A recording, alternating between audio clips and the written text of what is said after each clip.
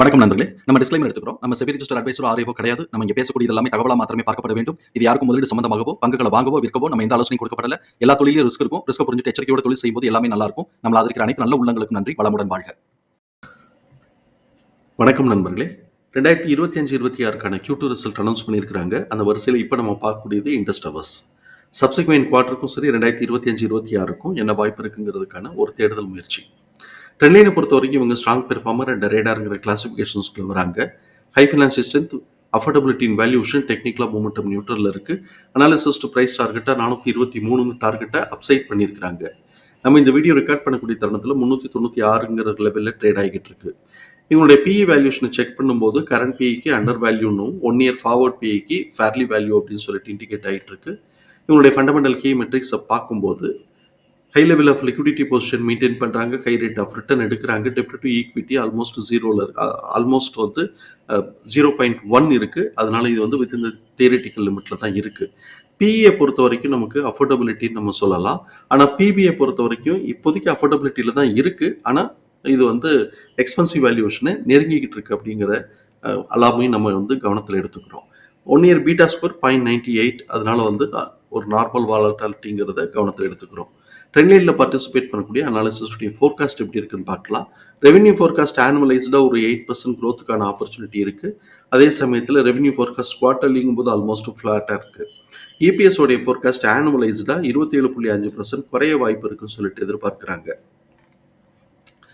இவங்களுடைய குவார்டர்லி பெர்ஃபார்மன்ஸஸில் year and year கம்பேரிசன்கிறது செப்டம்பர் 2025 செப்டம்பர் 2024 கம்பேர் பண்ணும்போது குவார்டர்லி ரெவென்யூ 10.3% இன்க்ரீஸ் ஆயிருக்கு. ஆனால் குவார்டர்லி நெட் ப்ராஃபிட் 17.3% குறைஞ்சு போயிருக்கு. Q2Qன்னு வரும்போது கிட்டத்தட்ட ஒரு 130 கோடி ரூபா கிட்டக்க ரெவென்யூ இன்க்ரீஸ் ஆயிருக்கு. அதே மாதிரி நெட் ப்ராஃபிட்டும் பார்த்தோம் அப்படின்னு சொன்னோம்னா கிட்டத்தட்ட 100 கோடி ரூபாய்க்கு நெட் ப்ராஃபிட் இன்க்ரீஸ் ஆயிருக்கு. இபிஎஸ் 0.4 போன குவார்டர் காட்டிலும் கூடி இப்போ 7ன்னு இருக்கு. இப்போ இபிஎஸோட டிடிஎம் பார்த்தோம் அப்படின்னு சொன்னால் 35.5 இருக்கு. இது போன குவார்டரை கம்பேர் பண்ணும்போது 0.6 கிட்ட கம்மியாக இருக்கு. அப்போ இது டிக்ரீஸ் ட்ரெண்டுக்கு மெயின்டைன் ஆகுதா அப்படிங்கிறத நம்ம பார்க்கணும். இப்போ டிசம்பர் 2024 4 குவார்டருக்கு பார்த்தோம் அப்படின்னு சொன்னால் 37.9ன்னு பீக்கு, அதாவது ஹைட்டுக்கு போயிட்டு அப்படியே 0.1 அந்த ஃப்ராக்ஷன்லேயே கொஞ்சம் கொஞ்சமாக குறைஞ்சிட்டு வரான். ஸோ இப்போ இந்த தடவையும் ஒரு ஃப்ராக்ஷன் லெவலில் குறைஞ்சு 35.5ங்கிற இது வந்திருக்கிற. ஸோ இப்போ டிக்ரீஸ் ட்ரெண்டை மெயின்டைன் பண்ணுறாங்க. இதுலேருந்தே நமக்கு ஒரு விஷயத்தை நம்மளால ஆரம்ப கட்ட நிலையில் புரிஞ்சுக்க முடியும். ப்ரீவியஸ் குவார்ட்டருடைய ஹைட்டை மேலே கட் பண்ணுவாங்களான்னா அது சந்தேகத்துக்குரியதாக இந்த இடத்துல இருக்குது. சப்சிக்வெண்ட்டாக அடுத்த குவார்ட்டரோட ஆக்சுவல் ரிசல்ட் வர்ற வரைக்குங்கிற அனாலிசிஸ் பார்க்கும்போது என்ன வாய்ப்பு இருக்குங்கிறத நம்ம எக்ஸல் ஷீட்டில் நம்ம பார்ப்போம். இப்போ இந்த சூழலில் எம்எஃப் என்ன பண்ணியிருக்கிறாங்கன்னு பார்ப்போம். எம்எஃப் 0.64 இன்க்ரீஸ் பண்ணி வச்சிருக்காங்க. ஆனால் இன்ஸ்டிடியூஷன்ஸ் 1.22% குறைச்சி வச்சிருக்கிறாங்க. எஃப்ஐஎஸ் 1.30% குறைச்சி வச்சிருக்கிறாங்க. ஸோ இப்போ இந்த இடத்துல டிக்ரீஸ் ட்ரெண்டு, இன்ஸ்டிடியூஷன்ஸ், எஃப்ஐஎஸ் ரெண்டு பேருமே கொஞ்சம் ஹெவியாக குறைச்சிருக்கிறாங்க அப்படிங்கிறதையும் நம்ம கவனத்தில் எடுத்துக்கிறோம். இவங்களுடைய இபிஎஸ் தகவல்களை நம்மளோட எக்ஸல் ஃபார்மேட்டில் நம்ம போட்டிருக்கிறோம். நம்ம இங்கே கவனிக்கக்கூடியது book value 107.6, fair price 293, current price 397, fair price current ப்ரைஸோட ரேஷியோ 1.35 இருக்கு. இது நம்மளை பொறுத்த வரைக்கும் இப்போ இது அஃபோர்டபிலிட்டியில் தான் இருக்குது. ஃபேர் ப்ரைஸ் கரண்ட் ப்ரைஸோட ரேஷியோவை பொறுத்த வரைக்கும் அஃபோர்டபிலிட்டியில் தான் இருக்குது. இப்போ அதே சமயத்தில் ஃபர்ஸ்ட் லெவல் ஆஃப் ரெசிஸ்டன்ஸுங்கிறது 1.25, 1.5 அப்படின்னு சொல்லிட்டு அந்த ரேஞ்ச் நம்ம ஃபர்ஸ்ட் லெவல் ஆஃப் ரெசிஸ்டன்ஸ் பார்ப்போம். இப்போ இவன் 1.35 இருக்கிறான். இப்போ இதுல இருந்து அப்சைட் மூவ்மெண்ட் அப்படின்னு சொன்னா ஒரு ஸ்ட்ராங் ரெசிஸ்டன்ஸுங்கிறது 1.5ல இருக்கு. அப்போ 1.5 அப்படின்னு சொல்லி பார்த்தோம் அப்படின்னு சொன்னோம்னாக்க இது 439 அப்படின்னு சொல்லிட்டு பிரைஸ் கன்வெர்ட் ஆகுது. இது நமக்கு ஒரு ஸ்ட்ராங் ரெசிஸ்டன்ஸ் பாயிண்ட். அதுக்கப்புறமா இவங்க ட்ரேடர்ஸ் மேலே 2க்குலாம் எடுத்துட்டு போகணும் அப்படின்னு சொன்னாங்க. இது 1.75 அப்படின்னு சொன்னா 513. ஸோ இப்போ 2லாம் எடுத்துட்டு போகணும் அப்படின்னு சொன்னா இது கிட்டத்தட்ட 600 ரூபாயை ஒட்டி வர்றதுக்கு வாய்ப்பு இருக்கும்.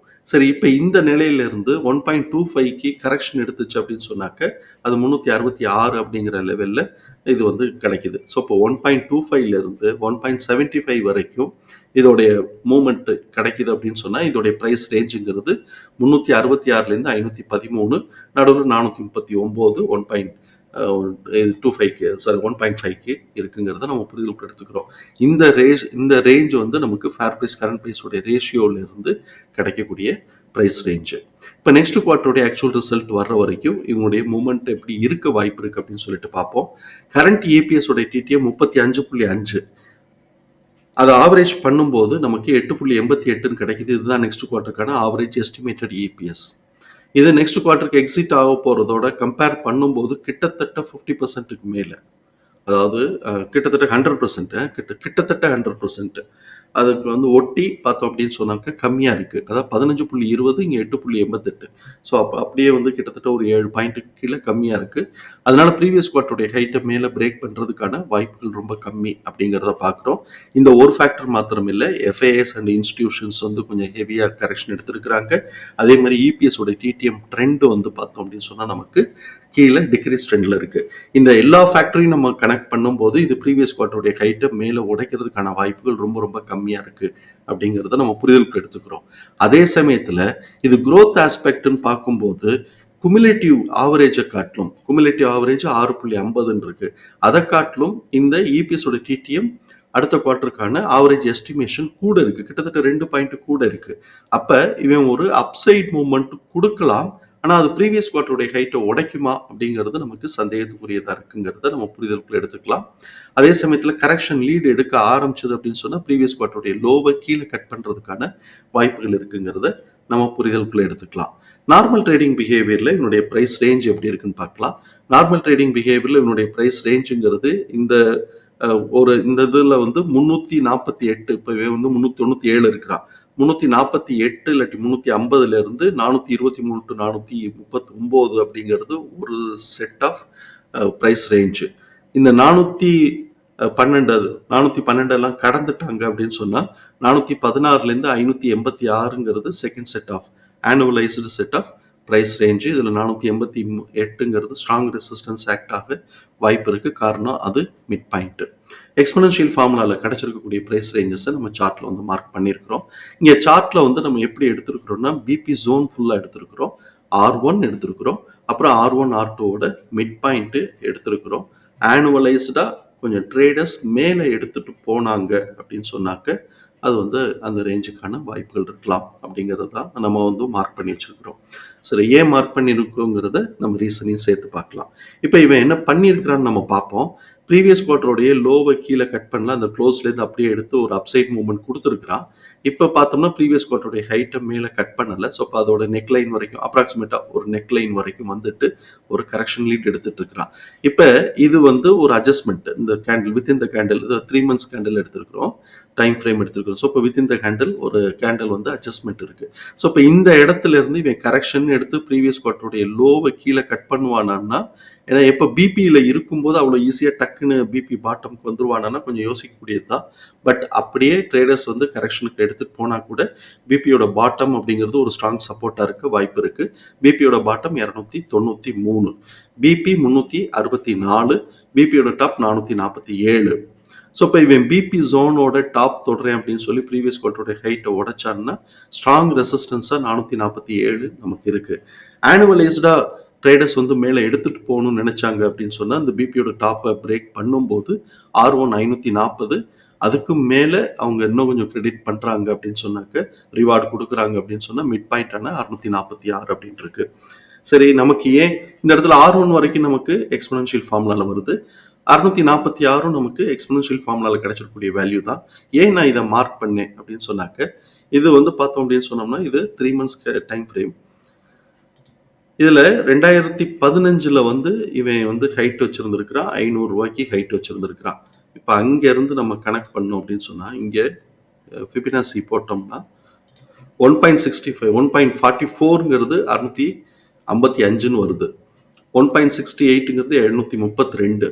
ஸோ இப்போ நமக்கு இங்க வந்து 764ங்கிறது R2வா வருது. ஆனா இதுக்கும் நமக்கான டைம் ஃப்ரேம்னு பார்த்தோம் அப்படின்னு சொன்னோம்னாக்க கிட்டத்தட்ட 4 வருஷம் இருக்கு. அப்ப இவன் இந்த 4 வருஷத்துல மேல ஏறி இருக்கணும், அவன் ஏறல. சப்போஸ் இவன் இப்ப இது புல் பேக் ஆக்ட் ஆயிட்டு இதுல இருந்து 4 வருஷம்னா 2029 30க்கு இவன் 700 போனாலும் ஆச்சரியப்படுறதுக்கு இல்லை. அது ஒரு லாங் டேர்முக்கு, அதுவும் growth ஆஸ்பெக்ட்ஸ்ல பெர்ஃபார்மன்சஸ் நல்லா இருந்துச்சுன்னா. ஸோ இப்போதைக்கு நம்ம வந்து பிபியோட பாட்டம் அதிகபட்சமாக R1 ஆனுவலைஸ்டாக பார்க்கும்போது R1 அப்படிங்கிறத நம்ம எதிர்பார்க்கலாம். தகவல் பயனுள்ளதாக இருக்கும் நம்புகிறோம். தகவல் பயனுள்ளதாக இருந்ததுன்னா சங்கருக்கு ரொம்ப சந்தோஷம். நம்மளை ஆதரிக்கிற அனைத்து நல்ல உள்ளங்களுக்கும் நன்றி. வளமுடன் வாழ்க. நன்றி நண்பர்களே.